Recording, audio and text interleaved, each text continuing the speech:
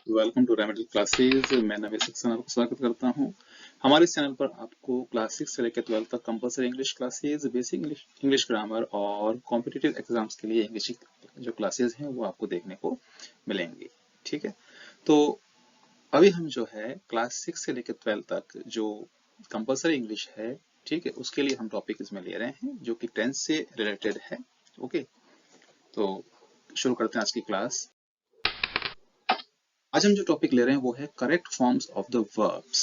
Correct form of the verbs जो कि tense से रिलेटेड है। एग्जाम में क्वेश्चन आते हैं, हमको कुछ सेंटेंस दिए होते हैं, ठीक है, उसमें हमको स्पेस को फिल करना होता है। वहां पर हमको एक अप्रोप्रिएट टेंस को यूज करते हुए वर्ब की सही फॉर्म को फिल करना होता है। ठीक है, तो जो टेंसेज हैं वो हैं present tense, past tense and future tense, जो कि हम पहले जो टेंस के जो क्लासेस थी हमारी उसमें हम लोग पढ़ चुके हैं। अगर आपने वो वीडियोस नहीं देखे हैं तो टेंस की प्लेलिस्ट को आप जरूर चेकआउट कीजिए। प्रेजेंट, पास्ट और फ्यूचर को हम और फर्दर जो है 4 पार्ट में डिवाइड करते हैं: indefinite, continuous, perfect and perfect continuous. तो ये सब चीजें हम पहले पढ़ चुके हैं, जस्ट केवल आपके इंट्रो के लिए है। आप जो है प्लेलिस्ट को चेकआउट कर सकते हैं, वहां पर आपको सभी टेंस के वीडियोस मिलेंगे। ओके, तो शुरू करते हैं क्लास। आज हम इसमें ले रहे हैं प्रेजेंट इंडेफिनेट टेंस या सिंपल प्रेजेंट। ठीक है, अब इसके क्या क्या रूल्स हैं, पहले एक बार हम उसको जरा सा जो है उसको देख लेते हैं। वाक्यों के अंत में ता है, ती है, ते है या ता हूं। ठीक है, हेल्पिंग वर्ब आपको डू या डस का यूज करना है और मेन वर्ब आपको फर्स्ट फॉर्म यूज करनी है। ठीक है, ये सब चीजें हमने पहले पढ़ी हुई हैं। ठीक है, अब यहाँ पर एक बात का और ध्यान रखना है, जब सब्जेक्ट हमारा सिंगुलर होता है तो हमको वर्ब की फर्स्ट फॉर्म में एस या ईएस को ऐड करना होता है।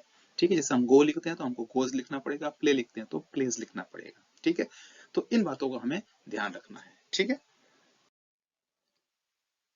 तो अब जो है हम जो ये correct form of the verb है, ठीक है, जो हमको स्पेस दिया होगा उसमें हमको अप्रोप्रिएट टेंस फिल करना होगा। तो किस तरीके से करेंगे, उसके लिए कुछ पहचान होगी कि हमको यहाँ पर प्रेजेंट इंडेफिनिट टेंस का यूज ही करना है। ओके, तो सबसे पहले हम यहाँ पर एडवर्ब्स ऑफ टाइम जो है हम उस सेंटेंस में ढूंढेंगे। ठीक है, तो इनमें से ये जो कुछ वर्ड आपको दे रखे हैं, always, often, sometimes, usually, generally, frequently, seldom, rarely, never, regularly, daily, occasionally. ठीक है, every day, every week, every month, every year, each day, each week, each month, each year, once, twice a day, या once a day, twice a day, है ना, once a week, twice a week, इस तरीके से, या फिर in the evening, at night. तो ये एडवर्ब्स ऑफ टाइम है। ठीक है, तो अगर आपको इनमें से कोई भी वर्ड, ठीक है, आपको उस सेंटेंस में दिखे तो आपको प्रेजेंट इंडेफिनेट टेंस का यूज करना है। प्रेजेंट इंडेफिनेट का मतलब ये कि आपको वर्ब की फर्स्ट फॉर्म लिखनी है और अगर सेंटेंस नेगेटिव है तो आपको डू या डस का यूज करना है। ठीक है, सब्जेक्ट सिंगुलर है तो आपको उसमें एस या ईएस लगाना होगा, इस बात का भी आपको ध्यान रखना रहेगा। ठीक है ना, तो इन वर्ड को अच्छे से आप नोट डाउन कर लें या इसको लर्न कर लें। ठीक है ना, इसके अलावा कुछ और यूजेस भी होते हैं इस टेंस के। अगर कोई यूनिवर्सल ट्रुथ है यानी सर्वदा सत्य है, ठीक है, जो यानी कि हमेशा वो घटना वैसी ही होती है, उसमें कोई चेंज ना पहले हुआ ना होगा। ठीक है, अगर कोई हमारी हैबिट्स हैं, आदतें हैं, तो उनको भी हम प्रेजेंट इंडेफिनेट में ही शो करते हैं। ठीक है, कोई परमानेंट वर्क है यानी जो काम जैसे होता है वैसे ही होता है। ठीक है, आंखों से हम देखते हैं तो आंखों से देखने का काम होता है, कानों से हम सुनते हैं तो सुनने का काम कानों से होता है। ये परमानेंट वर्क है, ये कुछ एग्जांपल्स हैं। ठीक है, आगे हम इसको डिस्कस करेंगे। न्यूज़पेपर हेडलाइंस आपने पढ़ी होंगी, वो भी प्रेजेंट इंडेफिनिट यानी कि वर्ब की फर्स्ट फॉर्म में ही लिखी हुई होती है। ठीक है, इसके अलावा फ्यूचर फिक्स्ड प्रोग्राम्स यानी कि भविष्य में कोई तयशुदा कार्यक्रम है, ठीक है, होगा तो वो भविष्य में आगे आने वाले समय में होगा, लेकिन वो फिक्स प्रोग्राम है तो उसको भी जो है हम प्रेजेंट इंडेफिनिट यानी कि वर्ब की फर्स्ट फॉर्म से ही शो करते हैं या लिखते हैं या बोलते हैं। ठीक है, और इसके अलावा कुछ सर्टेन वर्ब्स हैं जिसमें हम आईएनजी का यूज नहीं कर सकते या नहीं करते हैं। ठीक है, ठीक है ना, तो वहां पर जो है उनको भी हम वर्ब की फर्स्ट फॉर्म में लिखेंगे। ठीक है ना, क्योंकि अगर आप उन वर्ब्स में आईएनजी का यूज कर देते हैं तो उसका मीनिंग बदल जाता है, ठीक है, वो फिर वो जनरल वर्ब नहीं रहती है, उसका कुछ मीनिंग और हो जाता है। तो कुछ ऐसी क्रियाएं होती हैं, कुछ ऐसी वर्ब्स होती हैं जिसमें आप आईएनजी का यूज नहीं करते हैं, ठीक है, तो वहां पर भी हमको फर्स्ट फॉर्म का यूज करना है, ठीक है ना। तो ये कुछ आइडेंटिफिकेशन हो गई, पहचान हो गई, ठीक है, किस तरह से आप जो है पहचानेंगे कि मुझे यहाँ पर वर्ब की फर्स्ट फॉर्म का यूज करना है, डू डस का यूज करना है ना, यानी कि सिंपल प्रेजेंट या प्रेजेंट इंडेफिनिट का यूज करना है। ओके, अब हम प्रैक्टिस कर लेते हैं कुछ सेंटेंसेस।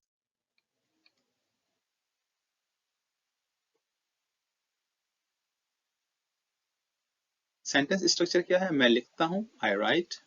मैं नहीं लिखता हूँ, आई डू नॉट राइट। क्या मैं लिखता हूँ? Do I right. क्या मैं नहीं लिखता हूँ? Do I not write. ठीक है, तो ये सेंटेंस स्ट्रक्चर इस तरह से बनेगा प्रेजेंट इंडेफिनिट के लिए, ठीक है। Affirmative sentence I write, negative sentence I do not write, interrogative sentence do I write, और interrogative negative sentence do I not write, ठीक है। तो ये सब चीजें हम पिछली क्लासेज में भी सीख चुके हैं, ठीक है ना, और ये चीजें आपको आती भी हैं, ठीक है। अब अभी आइडेंटिफिकेशन हमने देखे थे, उनको किस तरह से यूज करना है उसकी हम प्रैक्टिस कर लेते हैं। We football in the evening, ठीक है, यहाँ पर ये आपको एक स्पेस ब्लैंक दिया हुआ है, ठीक है, और लास्ट में आपको ये वर्ब यहाँ पर गिवन है प्ले, ठीक है। अब इस वर्ब को यहाँ आपको फिल करना है, यानी सही टेंस का यूज करते हुए, ठीक है ना, कि फर्स्ट फॉर्म लिखनी है, सेकंड फॉर्म लिखनी है, थर्ड फॉर्म लिखनी है या आईएनजी फॉर्म लिखनी है। तो अब आपको जो सेंटेंस दिया गया है इसमें से आपको वो एडवर्ब ऑफ टाइम या कुछ ऐसी बातें ढूंढनी है जिससे कि आपको मालूम चलेगा, ठीक है। यहाँ दे रखा है इन द इवनिंग, ठीक है, तो यहाँ पर हम क्या यूज करेंगे? प्ले, ठीक है, हमने क्या यूज किया? प्ले। फर्स्ट फॉर्म हमने यूज कर लिया, यानी प्रेजेंट इंडेफिनिट टेंस हमने यहाँ पे यूज किया है। We play football in the evening, ठीक है। वी जो है वो प्लूरल सब्जेक्ट है, इसलिए आपको एस ई एस नहीं लगाना है, केवल प्ले लिखना है, ठीक है। She the news paper every day, यहाँ पर लिखा हुआ है रीड, तो यहाँ पर जो हमको आइडेंटिफिकेशन दे रखा है यानी पहचान दे रखी है वो क्या है? Every day. तो इसको देखते हुए मैं यहाँ पर वर्ब की फर्स्ट फॉर्म का यूज करूंगा, ठीक है, लेकिन सब्जेक्ट हमारा क्या है? सिंगुलर है, तो मुझे लिखना होगा रीड्स। मुझे क्या लिखना होगा? रीड्स। मैंने वर्ब में है तो फर्स्ट फॉर्म, लेकिन मैंने एस लगा दिया, या कहीं पर मुझे यस लगाना होता है, ठीक है। कहाँ एस लगता है, कहाँ यस लगता है, ये आपको मालूम है? नहीं मालूम है तो आप चैनल पर जाकर के टेंस की जो प्लेलिस्ट है उसको जरूर जरूर चेकआउट कीजिए, और वहां पर आप सभी टेंसेस को एक बार देख सकते हैं, ठीक है। फिर भी अगर कोई डाउट है तो जरूर जरूर कमेंट कीजिए। My mother space me a story every night, यहाँ पर क्या है? टेल, यानी टेल की यहाँ पर हमको सही फॉर्म का यूज करना है। अब यहाँ पर जो आइडेंटिफिकेशन वो क्या है? एवरी नाइट, यानी हर रात को, ठीक है ना, प्रत्येक रात को, ठीक है। तो यहाँ पर मैं फर्स्ट फॉर्म का यूज करूंगा, मैं लिखूंगा यहाँ पर टेल्स। टेल्स क्यों किया? बिकॉज माई मदर, मदर जो है वो क्या है? सिंगुलर है, सिंगुलर सब्जेक्ट है, तो मुझे इस वर्ब की फर्स्ट फॉर्म में एस या ई एस लगाना होगा। ओके, नेक्स्ट देखते हैं। The frogs in the well live, ठीक है, the frogs in the well, फिर यहाँ पे लिखा है लिव, ठीक है। अब यहाँ पर कोई भी हमें इस तरीके का कोई ऐसा वर्ड नजर नहीं आ रहा जिससे हम पहचाने, लेकिन ये जो चीज है कि भाई मेंढक जो है वो कुएं में रहते हैं, ठीक है, तो ये एक सत्य बात है, ठीक है। तो इसलिए मुझे यहाँ पर फर्स्ट फॉर्म का यूज ही करना होगा, मैं उसको लिविंग नहीं कर सकता कि भाई रह रहे हैं। अगर ऐसा करता हूं तो इसका मतलब क्या हुआ? कि अभी रह रहे हैं, बाद में नहीं रहेंगे, या पहले नहीं रहते थे, ठीक है ना। लेकिन मेंढक जो है वो कुएं में रहते हैं, ठीक है, आज भी रहते हैं, आगे भी रहेंगे। तो मैं क्या लिखूंगा? The frogs live in the well. Okay, Mohan often in the evening sleep, ठीक है। अब यहाँ पर जो हमको पहचान मिली है वो क्या है? ऑफन, ठीक है। तो मैं यहाँ पर स्लीप जो है वो वर्ब की first form as it is use कर दूंगा, लेकिन साथ में मैं एस लगाऊंगा, बिकॉज मोहन क्या है? सिंगुलर सब्जेक्ट है। Mohan often स्लीप्स in the evening, Mohan अक्सर जो है वो शाम को सोता है, ठीक है। The sun in the east, ठीक है। अब यहाँ पर भी ऐसा मुझे कोई वर्ड नजर नहीं आ रहा है। सन लिखा है, इन लिखा है, प्रीपोजिशन है द ईस्ट। यहाँ पर कोई ऐसा कोई आइडेंटिफिकेशन या पहचान मेरे लिए नहीं है। लेकिन सूर्य जो है वो पूर्व में उगता है, ये एक यूनिवर्सल ट्रुथ है, सर्वदा सत्य है, इसलिए मुझे यहाँ पर फर्स्ट फॉर्म का यूज ही करना होगा। ठीक है ना, मैं राइजिंग नहीं कर सकता कि सूर्य पूर्व में उग रहा है। तो ये कहने का मतलब क्या हुआ, उग रहा है से क्या मतलब हुआ, यानी पहले नहीं उगता था, ये आगे नहीं उगेगा। ठीक है ना, ये तो हमेशा से होता आया है। ठीक है, तो मैं लिखूंगा यहाँ पर राइजेज। सन एक है, सिंगुलर है, राइजेज कर देंगे इसको। ठीक है, the minister in Jaipur at 4 PM on Sunday arrive. ठीक है, अब यहाँ पर क्या है, देखो यहाँ पर यह है कि भाई 4 PM ऑन संडे। ठीक है, इट मीन्स ये फ्यूचर में होने वाला कोई कार्यक्रम है, प्रोग्राम है मंत्री का, जो कि फिक्स है। ठीक है, तो मैं यहाँ पर फर्स्ट फॉर्म का यूज ही करूंगा, मैं फ्यूचर टेंस विल शैल का यूज नहीं करूंगा। Arise, the minister arrives in Jaipur at 4 PM on Sunday. ठीक है, तो ये क्या हो गया, फ्यूचर में होने वाला एक फिक्स प्रोग्राम हो गया। Cuckoos nest not make, cuckoos यानी कोयल। ठीक है, तो कोयल जो है घोंसला नहीं बनाती है, तो ये उनकी हैबिट है। ठीक है ना, वो घोंसला कभी नहीं बनाती है, दूसरे के घोंसले में ही अपने अंडे देती है। ठीक है, नॉट का यूज किया है यहाँ पर, तो मुझे यहाँ पर डू या डज का साथ में यूज करना पड़ेगा, डू नॉट या डज नॉट। कुकूज प्लूरल हो गया, डू का यूज करूंगा, do not make, cuckoos do not make nest, कोयल घोंसले नहीं बनाती हैं। ठीक है, तो ये उनकी हैबिट है, ये उनकी प्रवृत्ति है।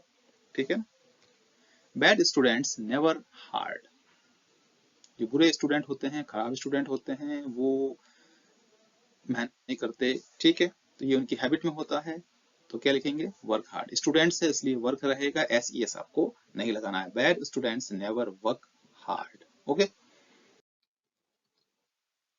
The annual exams next week. ठीक है, नेक्स्ट वीक आ गया, जो कि फ्यूचर की बात कर रहा है, लेकिन यहाँ पर बिकॉज परीक्षा जो होती है उनका कार्यक्रम भविष्य के लिए तय होता है। ठीक है, इसलिए हम क्या करना है, फर्स्ट फॉर्म का यूज करना है। The annual exams starts next week. ठीक है, जब भी हम किसी को बताते हैं तो विल स्टार्ट का आपको बोलने की जरूरत नहीं है, इन जनरल आप बोल देते हैं, ठीक है, लेकिन starts next week. Water boil at 100 degree Celsius, तो पानी उबलता है 100 डिग्री पर, तो ये हम जानते हैं, साइंटिफिकली जो है ये प्रूव्ड है, ऐसा होता है, इसको बदला नहीं जा सकता है, तो फर्स्ट फॉर्म का यूज ही करना है। Water boils at 100 degree Celsius. We to school on Sundays not go, Sundays यहाँ लिखा है, संडे नहीं है, संडेज यानी कि हर रविवार को हम स्कूल नहीं जाते।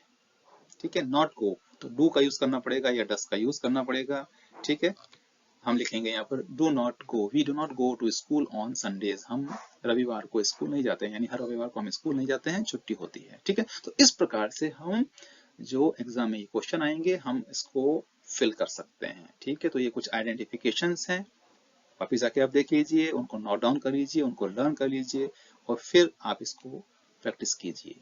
ओके, तो आई थिंक आपको ये चीज समझ में आई होगी। कोई भी डाउट होता है तो जरूर जरूर आप कमेंट कीजिए,